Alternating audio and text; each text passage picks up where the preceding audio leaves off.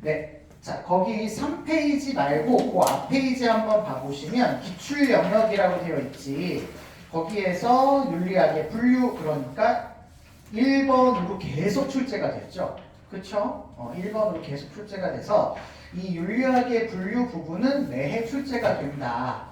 그것도 1번으로 출제가 되어서 우리가 거의 맞추고 넘어가야 되는 기본적인 문제다. 이렇게 생각해 주시고 3페이지 넘기셔서 그러면 우리는 1번, 2번 윤리의 의미나 윤리학의 특징이나 요거는 중요하게 볼 게 아니라 3번 윤리학의 구분, 분류 여기가 조금 중요하다라는 걸 알 수 있을 거예요.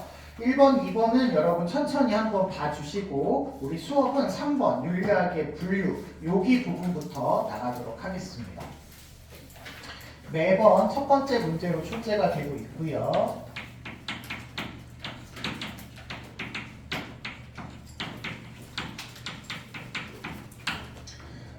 일단은 그 1번, 2번 내용 중에서 우리가 조금 중요하게 봐야 되는 건 윤리적이다 라고 하는 건 일단 어떤 상황이 발생했을 때 이렇게 하면 도덕적이고 이렇게 하면 도덕적이지 않아 라는 판단을 내려서 그 판단을 내린 걸 바탕으로 실제로 그런 행동을 해야지만 윤리적인 행위다, 윤리적인 사람이다 이렇게 평가를 해요. 머릿속으로만 들어있으면 윤리적이다 라고 얘기하지 않습니다. 도덕적이다 이렇게 얘기하지 않아요. 그래서 판단과 행위를 모두 포함하고 있어야 윤리적인 관계가 이루어진다 라는 걸 명심을 하시고 이런 것들에 대해서 주로 탐구하는 학문을 우리가 규범윤리학이라고 합니다. 규범윤리학이라고 하는데 규범이라는 말이 조금 어려워요. 규범이라고 하는 말이 뭐 규칙의 일반적인 어떤 폼 뭐 이런 의미이기 때문에 좀 쉬운 말로 바꾸면 이거는 규칙인 거고요. 다른 표현은 어떤 행위를 하기 위한 원칙, 원리 뭐 이런 의미로 생각하시면 될 것 같아요. 다른 표현으로 하나만 더 쓸까요? 기준. 그래서 규범윤리학은 우리가 어떤 사람이 행위를 할 때 이런 행위는 옳고 이런 행위는 옳지 않아 라고 하는 기준을 가지고 그 행위나 그 사태를 도덕적이다, 안 도덕적이다로 평가하는 학문이 규범윤리학이 되겠습니다. 이걸 좀 설명하기가 어렵기 때문에 이런 어려운 표현을 썼는데요. 이걸 설명을 하자면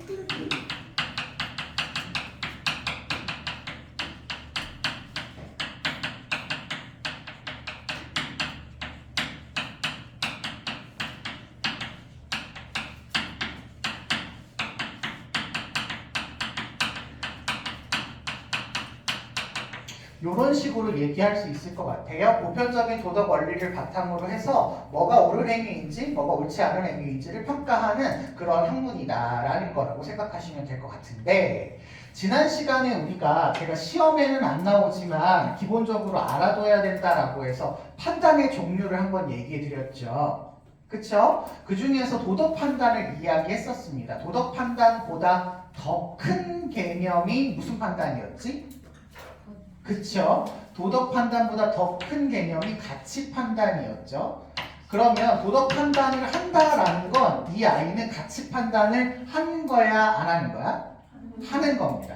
그러면 이 아이는 가치가 개입되어져서 가치를 가지고 뭔가 문제를 해결하는 아이다라는 것을 우리는 기본적으로 깔고 들어가셔야 된다. 그런데 지난 시간에 3단 논법 우리가 할 때 생각해 보았지만 단순하게 가치만 개입하는 게 아니라 첫 번째는 대전제를 깔지만 두 번째는 사실 판단을 깔고 마지막 세 번째의 도덕 판단이 오기 때문에 제대로 된 도덕 판단을 하기 위해서는 사실 판단도 잘 해야 돼요? 안 해도 돼요? 잘 해야 된다. 요거 얘기했었죠? 요걸 명심하시고 들어주세요. 자, 규범윤리학 안에는 다시 두 가지로 나누어서 이론 규범윤리학과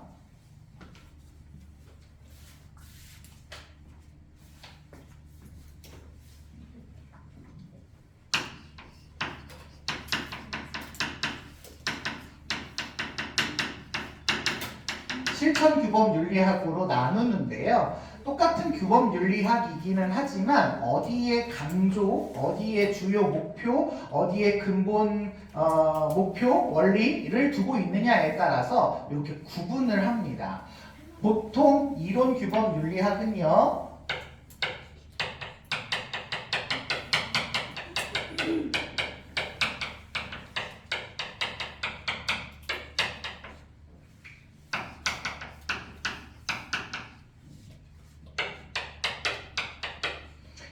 제대로 된 도덕 판단을 하기 위해서 기준이 명확하게 있어야 된다고 보는 아이예요.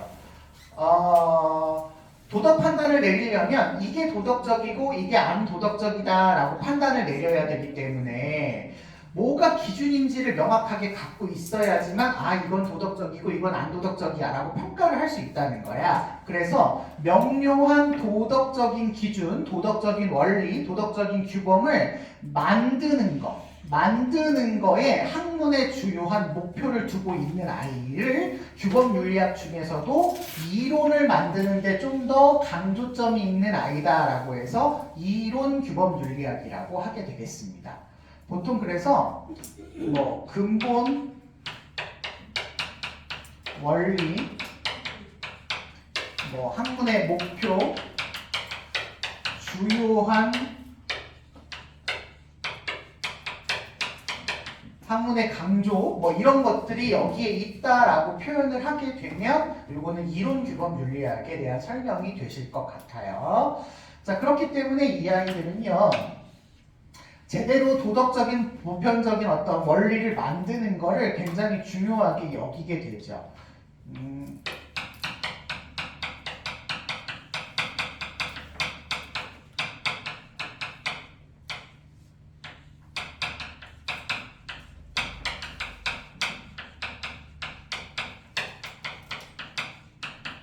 반복을 안 해야 되는데 반복을 했네.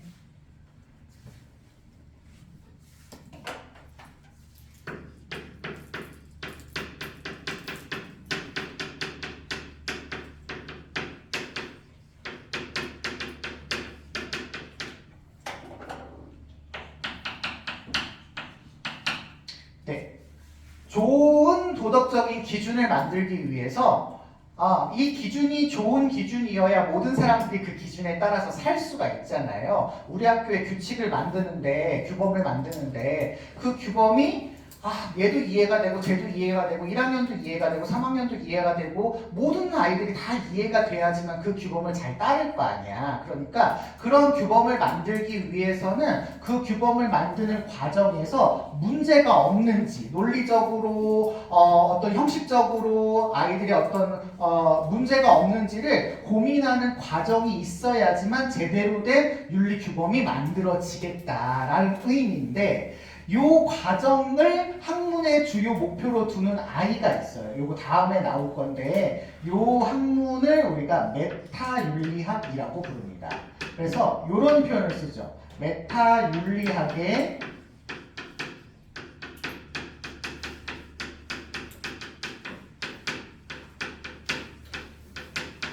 지식을 가져다 쓴다라고 표현을 합니다.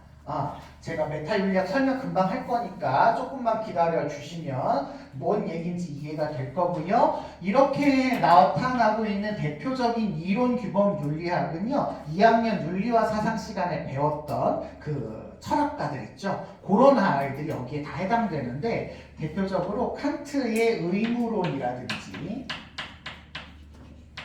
칸트의 의무론은 의무에 맞으면 도덕적인 거고 의무에 맞지 않으면 도덕적이지 않은 거야 라고 하는 의무의 보편적인 기준을 제시를 했죠. 그래서 요거를 만드는데 중요한 목표를 두고 있었기 때문에 이론 규범 윤리학이다. 두 번째가 공리주의, 배울 것만 쓰는 겁니다. 공리주의, 최대다수 최대 행복이 보편적인 기준이에요. 그래서 보편적인 기준인 최대다수 최대 행복에 맞으면 도덕적인 거고 안 맞으면 안 도덕적인 거. 요거에 중점을 둔 사람이죠.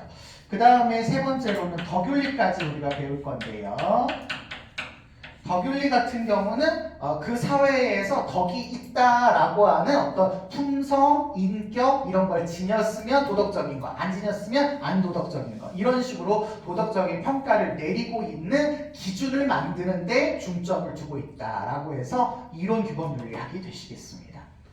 그런데 이게 시간이 좀 지나서 현대에 들어오게 되다 보니까 실천 규범 윤리학이라는 새로운 아이가 필요하게 되었습니다.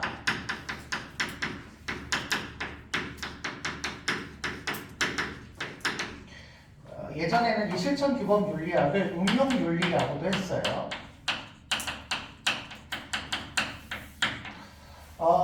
왜 그랬냐면 현대 사회의 문제가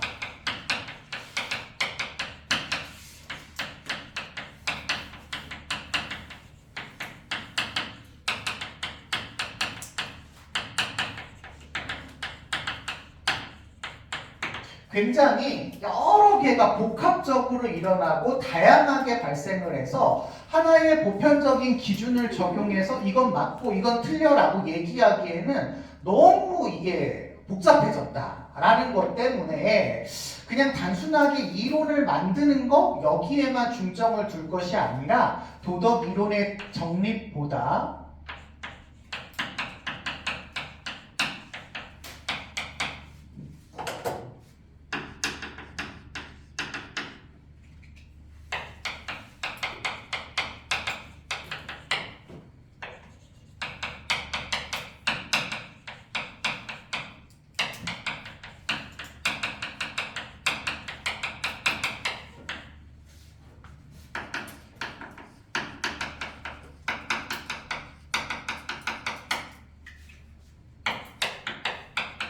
현대사회에 나타나는 문제를 해결하는데 조금 더 중요성을 두자라고 하는 학문이 생겨나게 되었어요. 이걸 우리가 실천규범윤리라고 하고 이 얘기를 직접적으로 하신 분이 한스 요나스인데 이 사람은 우리가 나중에 구단원에서 배울 거라서 여기서는 자세히 모르셔도 괜찮아요. 한스 요나스가 윤리적 공백이라고 하는 표현을 써가지고 이런 얘기를 하시게 됩니다. 과학기술이나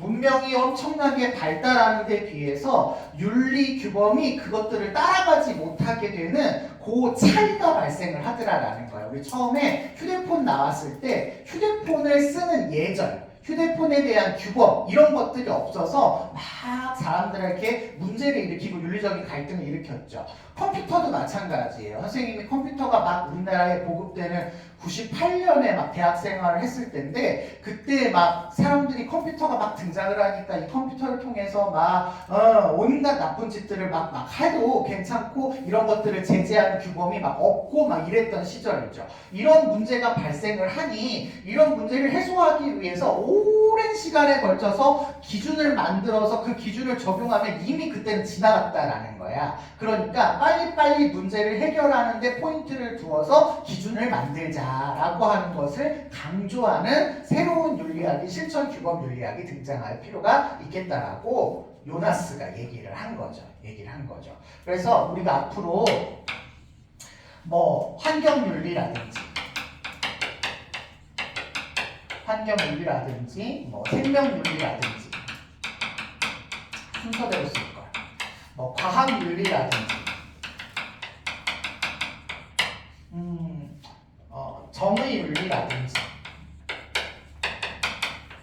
평화윤리라든지 뭐 이런 등등등의 실제적인 문제들에게 적용을 해가지고 그 문제를 해결하는 데 포인트를 준 아이들을 생활과 윤리 시간에는 이제 배우시게 될 건데 3단원부터 이게 나오거든요. 생명윤리부터 해가지고 삶과 죽음의 윤리가 나오는데 일단 얘도 뭔가 문제를 해결하기 위해서는 뭐가 필요하냐면 얘가 필요해요. 요거를 어느 정도 적용을 해야 되잖아요. 그러려니까 2단원에서는 기본적인 윤리 이론 6가지를 배우시게 됩니다. 이 6가지가 조금 버거워요. 사실은 윤사 시간에 굉장히 오랜 시간 배우는 내용을 축약해서 한 단원에 급격하게 배우다 보니까 여기가 좀 빡세거든요. 근데 전 시간에 말씀드렸다시피 사상가가 계속 반복이 됩니다. 똑같은 사상가가 여기도 다 적용을 해요. 그렇기 때문에 지금 당장 이해가 조금 안 가시더라도 좀 참고 기다리시면서 뒤에서 또 만나면 새롭게 이해가 될 수 있으니까 2단원 하실 때 조금만 더 힘을 내주시면 감사하겠습니다. 그러다 보니까 나타나는 이 실천규범 윤리의 특징이 하나가 등장을 하는데요. 뭐가 있냐면 학제적 성격.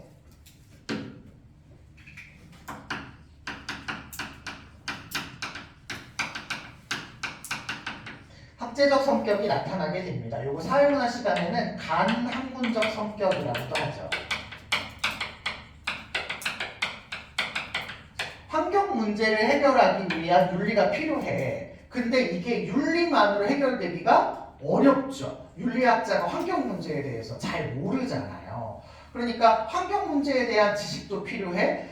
예를 들어서 코로나 문제가 발생을 했다 그러면 이 코로나와 관련된 환경 위협 이런 것들을 알기 위해서 과학자들의 지식도 필요해. 근데 이 환경 문제는 어느 나라만의 또 책임이라고 할 수 없으니까 전 세계적인 화합과 협력이 또 필요하니까 국제관계, 외교, 정치 이런 분야의 노력이 필요해. 뭐 등등등 하다 보니까 여러 학문에 걸쳐서 전문적인 지식을 활용해야 될 필요성이 있어서 여러 학문들의 통합이 필요로 하는 이러한 성격을 보이고 있다. 이걸 우리가 학제적 성격이라고 얘기할 수 있겠습니다. 자, 그러면 이론규범 윤리학과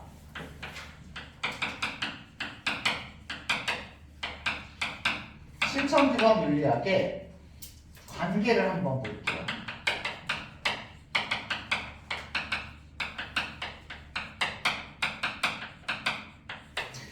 규범이라는 말이 공통적으로 들어가니까 생략해서 쓰기도 합니다. 이렇게 첫 번째는 둘 다 금방 선생님이 얘기한 것처럼 규범 윤리학의 특징을 갖고 있어요.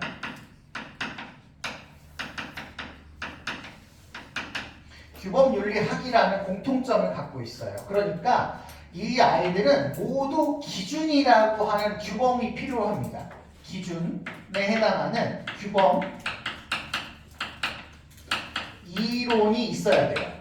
그리고 이 아이를 바탕으로 실제 어떤 문제 상황이나 생활에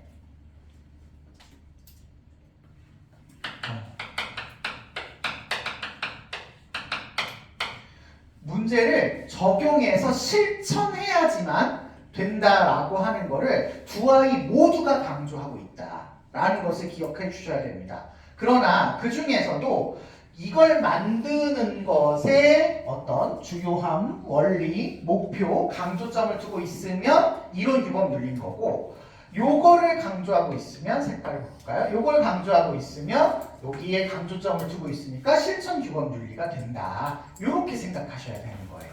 하지만 둘 다 하나를 없애도 된다라고 얘기하지 않아요. 둘 다 필요로 하긴 하지만 어느 부분에 강조점을 두냐에 따라서 구분만 하더라라는 거죠.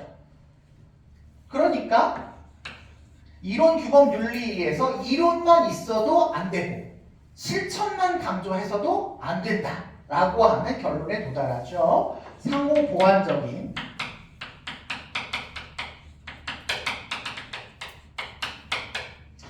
기능을 가지고 있다라고 생각해 주시면 되시겠습니다. 여기까지가 우리가 생활과 윤리를 주로 공부하는 그런 파트이고 영역이다 이렇게 생각하시면 되겠습니다. 두 번째 윤리학은요, 아까 말씀드렸던 메타 윤리학이 나오게 되는데요.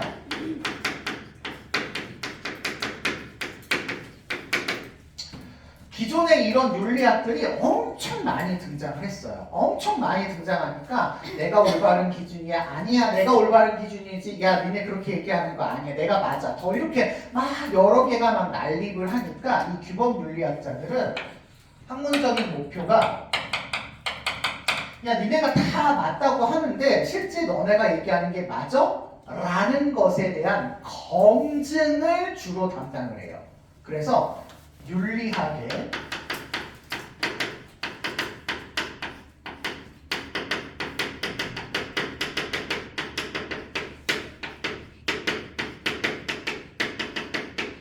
학문적 성립 가능성에 대해서 너네가 얘기하는 게 진짜 맞니? 라는 것을 검증하는 데에 포인트를 두고 나타나는 윤리학을 우리가 메타 윤리학이라고 해요. 메타라는 말 자체가 어려운데 요즘 뭐 메타버스 얘기가 많이 나오기는 하죠. 뭐 위에 뭐뭐보다 상위적인 이런 의미로 쓰이는 표현인데 메타라는 게 약간 분석하다라는 의미도 가지고 있어서 이게 분석 윤리학이다라는 표현으로 사용하기도 합니다. 선생님 대학교 다닐 때는 분석 윤리학으로 배우기도 했는데 좀 더 이렇게 넓은 바운더리에서 보면 메타 윤리학의 한 분야가 분석 윤리학이라고 하더라고요. 그렇기 때문에 이 아이는 방법 어떻게 학문적으로 이걸 성립 가능한지를 보냐면 언어, 용어나 윤리학에서 사용하는 개념이나 이런 것들을 분석을 해요. 너네가 최대 다수의 최대 행복이라고 하는데 행복이 뭐니? 선이 뭐니? 악이 뭐니? 의무 얘기하는데 그럼 의무는 뭐니? 뭐 이런 식으로 그 아이들이 사용하고 있는 언어적인 분석 또는 논리적인 분석. 너네는 성국이가 의무를 다하면 도덕적이라고 얘기하는데 성국이가 의무를 다한 것과 도덕적이라는 것 관계의 논리의 문제는 없니? 의무를 다하면 얘가 도덕적이야? 뭐 이렇게 세금 잘 내고 국방 내 의무 다하고 이러면 도덕적이야? 꼭 그런 건 아닐 수도 있잖아요. 그러니까 원래는 사실 판단에서 도덕 판단을 도출하는 건 논리적인 오류라고 합니다. 그래서 어쨌든 그 논리 관계를 따져보아서 논리적으로 문제가 없는지 그렇기 때문에 총체적으로 윤리학이라고 하는 게 인지가 가능한지 불가능한지를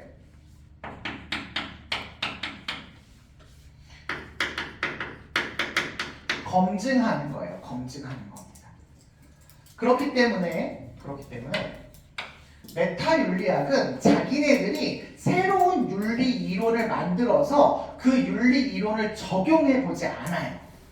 이미 만들어져 있는 윤리 이론을 분석하고 검증하고 파헤쳐보는 것을 목표로 삼고 있습니다. 그래서 윤리 이론을 정립하는 것을 목표로 하지 않는다라고 기억해 주셔야 되겠습니다.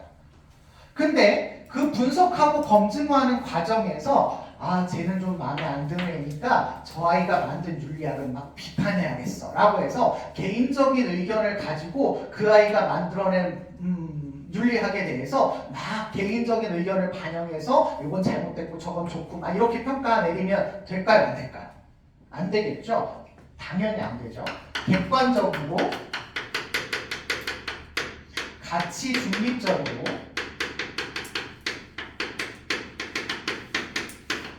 분석해야 할 것을 강조하고 계셔요. 자, 그러면 아까 규범 윤리는 가치가 들어간다고 했어요? 안 들어간다고 했어요? 들어간다고 했죠. 그에 비해서 메타 윤리는 있는 그대로 분석을 하는 거야. 있는 그대로 맞는지 틀리는 건지를 분석을 해내어서 이론이 잘 됐는지 안 잘 됐는지를 평가를 내리고 있기 때문에 가치가 들어간다 안 들어간다? 안 들어간다 이렇게 평가를 하셔야 되겠습니다. 아주 큰 차이점이죠. 그러면 이렇게 해서 학문적으로 성립이 가능하다 그러면 보통 우리가 인지주의라고 하고요.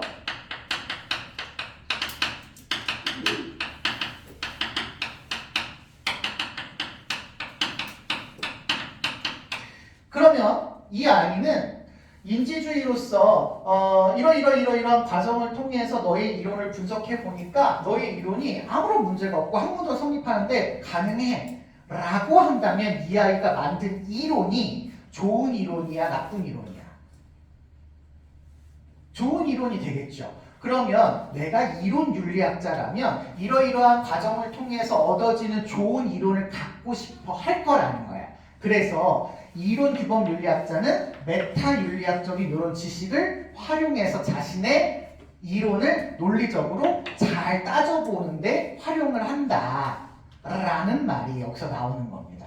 아셨죠? 이걸 다른 표현으로 이렇게 쓰기도 해요. 메타 윤리학은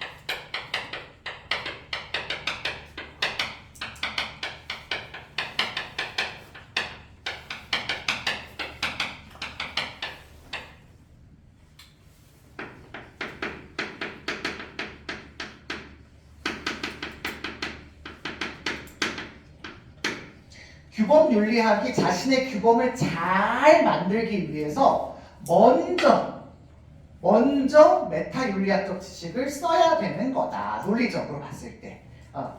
이렇게 표현하기도 합니다. 아셨죠?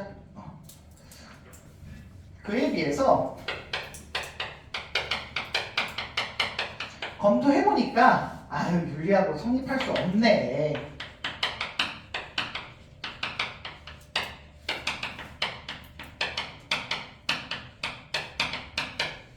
라고 하시는 분들은 너네들이 사용하는 논리가 그냥 감정의 표현에 불과해.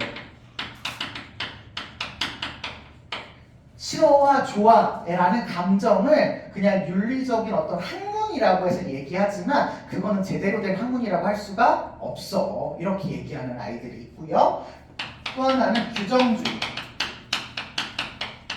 아니 교복을 뭘 입어라, 뭐 머리를 어떻게 해라, 이게 단정한 거다라고 규칙을 정해놓은 것이 그게 학문이냐, 그냥 정한 거다라고 보는 거죠. 요런 아이들도 여기에 해당한다라고 생각해 주시면 되겠습니다. 요런 윤리학이 이제 메타 윤리학이고요. 일종의 논리와 같은 그런 형태로 작용을 해서 윤리학에서 파생이 되었기는 했지만 실제로 우리가 배우는 윤리학과는 좀 거리가 있는 거라고 생각하시면 되겠습니다. 마지막으로 해야 되는 윤리학은요, 기술 윤리학이라고 합니다.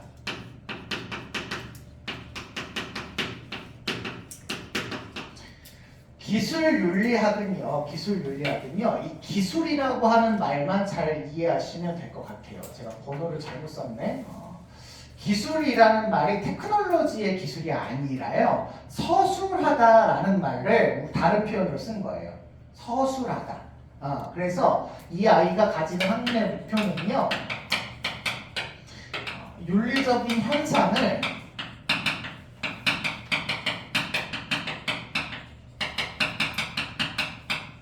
현상이라 함은 그 사회에서 나타나는 윤리적인 어떤 관습이나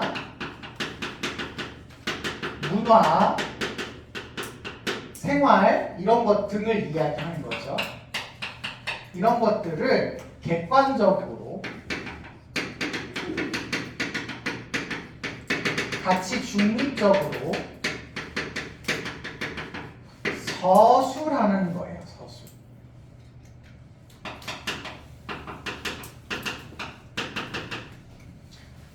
그 사회에서 이러이러한 윤리적인 모습이 나타나는, 대한민국에서는 안녕하세요라고 인사를 하더라 라고 쓰는데 이 사람이 대한민국을 싫어해, 포비아야. 막 그래가지고 대한민국에서는 비굴하게 머리를 숙여가지고 안녕하세요라고 인사를 하더라 라는 관습이 있다라고 쓰면 돼요, 안 돼요? 안 되잖아. 그러니까 있는 그대로의 사실을 명확하게 잘 써야 되는 게 이 아이의 학문적인 목표라서 메타 윤리학과 성격이 비슷한 그런 모습을 보이고 규범 윤리학과는 다른 성격이 나타나게 되는 거죠. 됐나요? 구분을 하시는 포인트가 되겠습니다. 그래서 이 아이들이 쓰는 방법은요, 보통 그 사회과학적인 방법을 사용을 합니다.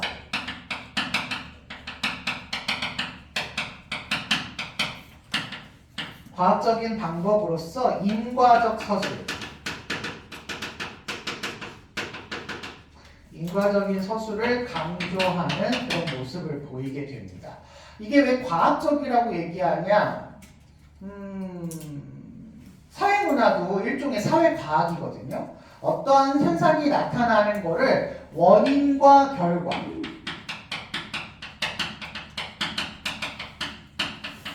이걸 줄일 거예요. 인 괄호 줄인 거거든요. 그래서 원인이 요랬는데 요런 결과가 나타나더라라고 하는 대표적인 모습이 실험에서 나타나거든요. 실험. 우리 양적연구 사회문화 시간에도 요거 나오잖아요. 양적연구할 때 실험법 해가지고서는 이쪽 집단에게 뭐를 주고 어떤 결과가 나왔는지 이쪽 집단에는 아무것도 안 하고 이 결과를 비교하잖아. 그런 것처럼 원인과 결과가 어떻게 됐는지 객관적으로 따져보고 그에 대해서 그대로 서술하는 게 이 아이의 목적이 되겠습니다. 되겠죠? 그래서 이런 것들을 학문의 주요한 관심사로 삼기 때문에 얘도 윤리 규범을 만들까요? 안 만들까요?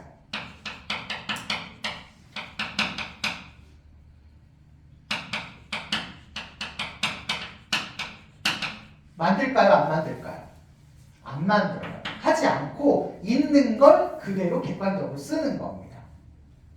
아셨죠? 이런 것들을 주로 한다 이렇게 생각해 주시면 얘와 또 얘가 공통점이 될 수 있겠죠. 그렇죠? 네, 이런 것들을 잘 비교해 주셔서 문제를 푸시면 되겠습니다.